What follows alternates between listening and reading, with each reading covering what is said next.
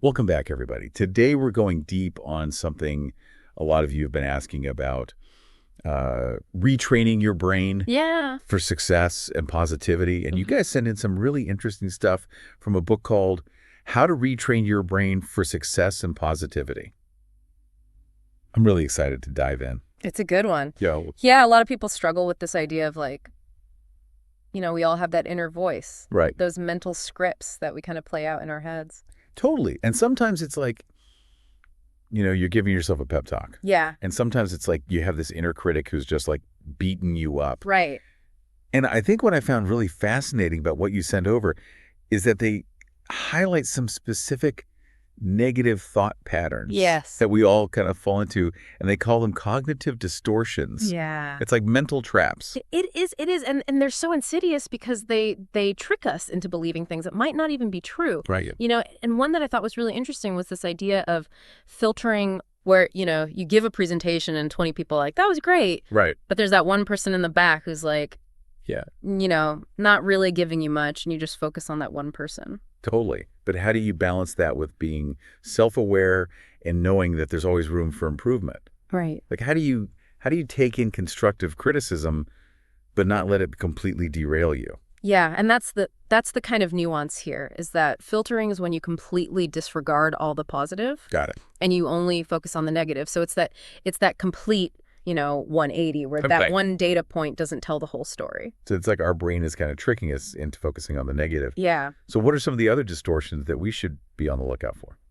Well, another really common one is polarized thinking, Okay. sometimes called black and white thinking. Okay. And that's the tendency to see things in extremes. Yeah. So if something isn't perfect, it's a total failure. Uh-huh. There's no middle ground. Oh, I know that one. Right. Like if you miss one question on a test and you're like, well, I failed the whole thing. Exactly. Even though you got the rest of them right. Yeah, there's no nuance. No nuance. Ah. It's just like all or nothing. And then there's overgeneralization. Okay. And that's when, you have one bad experience and then you assume all future experiences will be the same. Yeah. So you bomb one test and you're like, well, that's it. The whole semesters. I'm going to fail the whole semester. Yeah. It's just taking one event and kind of catastrophizing it to, the whole pattern of your life. Wow. These are so relatable, though. They are. It makes me feel so much better that these are like common Oh, yeah. patterns that everybody falls into. And it's not just me, being a weirdo, We all do it? but what do we actually, do about it? Yeah. How do we stop doing this? Right. That's the good news. Yeah. The book actually gives us some steps we can take. It gives us 8 steps to actually retrain our brains. Okay, so, we can actually fix this. We can definitely work on it. So what's step 1? It all starts with awareness. Okay. Before we can change anything, we have to actually become aware of our thoughts. Right. Without judgment. So we have to, notice what's happening in our heads? Yeah. Tune in to that constant chatter that's going on? Exactly. Become an observer. Is that where mindfulness comes in? It definitely can. Okay. The book talks about mindfulness meditation as a really powerful tool. Mm. And a lot of people think of meditation as you have to go sit on a mountaintop and Right. be a guru. But it's really just about bringing that same awareness into everyday life. Okay. You can practice mindfulness while you're doing the dishes, while you're walking your dog. So it's more about just kind of noticing the thoughts as they come up and not trying to Right. push them away or change them immediately. Exactly. It's about creating space between you and your thoughts so that you can choose how you want to respond to them. Okay, got it. So we're working on being better observers of our own mind. Mm-mm. But once we're aware of those negative patterns, what do we do? Right. That's where step 2 comes in, Okay. turning negatives into positives. Okay. It's about actively challenging those negative thoughts and replacing them with more helpful ones. So arguing with our inner critic. Yeah. So wait a minute. Yeah. Is that really true? Mhm. Is that thought serving me? Yeah. So just by questioning those assumptions, you can start to weaken their grip. Yeah, because sometimes our emotions can really cloud our judgment. They do. They absolutely do. And we need to bring some logic back into the equation. Right. And if questioning your thoughts isn't quite doing it, the book mentions a technique called name it to tame it. Okay, that sounds interesting. Yeah. So it's based on the idea that when you can actually name the specific distortion you're experiencing, you gain a sense of control over it. It's kind of like identifying a virus. Right. Once you know what you're dealing with, you can start to figure out how to combat it. So like if I'm filtering out all the positive feedback after a presentation and only focusing on the one negative comment, Right. I can be like, wait a minute, I'm filtering right now. Exactly. You're like, aha, I see you filtering. Yeah. And just by naming it, you create that little bit of distance between you and the thought. Yeah. And then you can choose a more balanced perspective. I like that. Okay, so what's next? Step 3 focuses on understanding your triggers. Okay.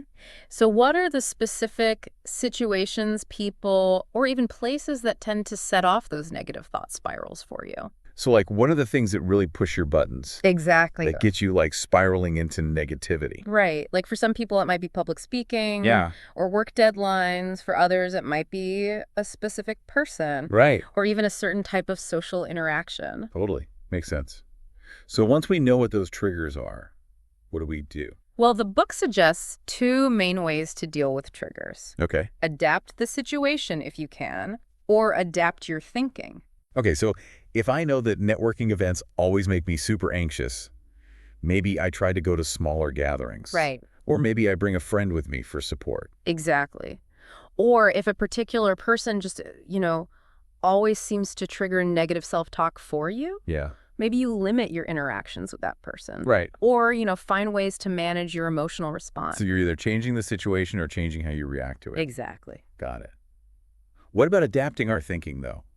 That's where it gets really key when you can't change the situation. Okay. It's about recognizing those early warning signs, those initial twinges of anxiety or negative self-talk, Yeah. and consciously shifting your mindset. So it's about developing that mental agility to catch those thoughts before they spiral out of control. Exactly. Okay, so what's the next tool in our toolkit?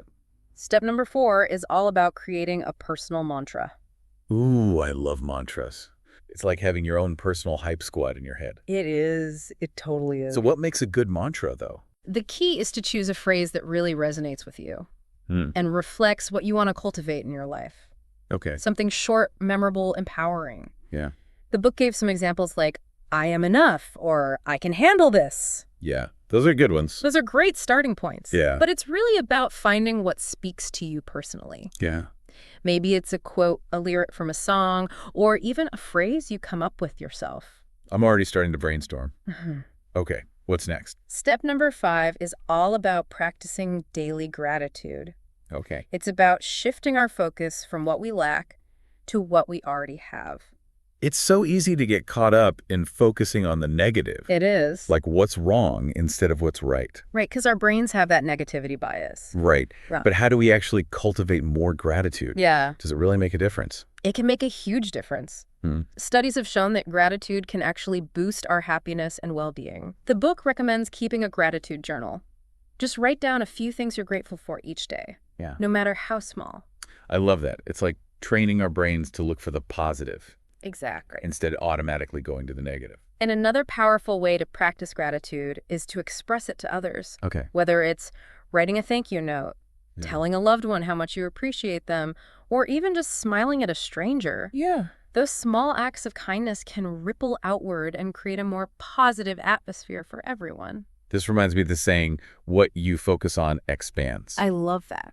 If we're consciously focusing on the good things, we're more likely to see them. Right. All right, what's step 6? This one is all about paying it forward. Okay. It's about taking that sense of gratitude and turning it into action. Got it. By doing something kind for others. So it's not just about feeling grateful internally. Right. It's about actually expressing it. Yeah.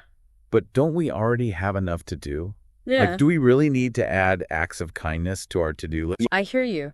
It's not about adding more pressure. It's about shifting our perspective. And the research actually shows that acts of kindness can make us happier. Really? Yeah, so it's a win-win. That we're helping others and helping ourselves at the same time. Exactly. I love that. What are some examples of things we can do? Oh, the book gives a whole range of examples, from simple things like paying for someone's coffee or holding the door open to volunteering your time or donating to a cause you care about. I love that even those small gestures can make a difference, They do. both for the person receiving them and for us. And it reminds us that we're all connected. Okay, what's next? Step number 7 is about switching up your environment. Okay. Sometimes our surroundings can actually work against our efforts to be more positive. So sometimes you need a change of scenery to change your mindset. Exactly. What kind of changes are we talking about? The book really highlights the power of spending time in nature. Studies have shown that being in nature can reduce stress and improve mood. Even just like a short walk in the park can totally change my perspective. Right. Like everything just seems a little bit brighter. And another suggestion is to surround yourself with positive people. Okay.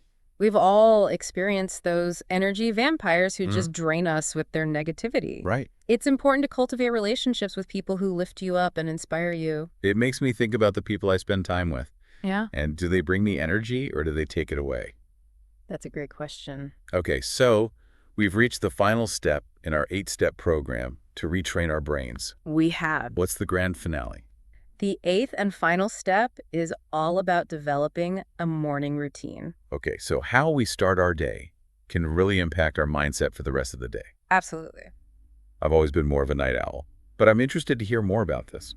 I can see that I've definitely had those mornings where I hit the snooze button like a million times and then scroll through social media and then rush out the door feeling all stressed. Yeah, and then you're just like setting yourself up for... Yeah. And then the whole day is kind of... a rough day. Yeah, a rough day. Yeah, the book really emphasizes that how we start our day can have a ripple effect on our mood and energy levels for hours. Okay, so we got to set ourselves up for success right from the get-go. From the moment we wake up. So what are like the key ingredients for a good morning routine? Well, there's no like one-size-fits-all. Sure. But some common themes are getting some natural light, moving your body a little bit, staying hydrated, and maybe avoiding technology first thing in the morning. Yeah, put down the phone. Put down the phone. Yeah. And then, of course, incorporating some mindfulness or meditation can be super helpful. I like it. So it's like we're kind of priming our brains to have a more positive and productive day. Yeah, exactly. And it doesn't have to be this super rigid schedule. Right. It's more about finding things that you enjoy doing. Exactly. That make you feel good and kind of set a good tone. That feel nourishing. Yeah. Not like a chore. I love that. Yeah. This deep dive has been amazing. It has. I feel like I have so many new tools now to like actually combat those negative thoughts. I know, me too. And retrain my brain and be happier and more successful. It's amazing what we can achieve when we start to really understand how our minds work. Totally. And implement these strategies. But before we wrap up, I have one final thought. Okay, Cleo. You know, retraining our brains, it's an ongoing process. Okay. It's not about reaching some perfect state of positivity where you never have another negative thought again. Right. It's about progress, not perfection. I like that. That takes the pressure off. Yes. It's like we're all going to have those negative thoughts. Right. We don't have to beat ourselves up about it. We're human. We're human. Right. It's about the journey. Exactly. So it's really about noticing those moments. Yes. And gently guiding ourselves back to a more positive mindset. And every time we do that, every time we catch ourselves having a negative thought and choose to challenge it, we're literally rewiring our brains to greater happiness and success. So cool.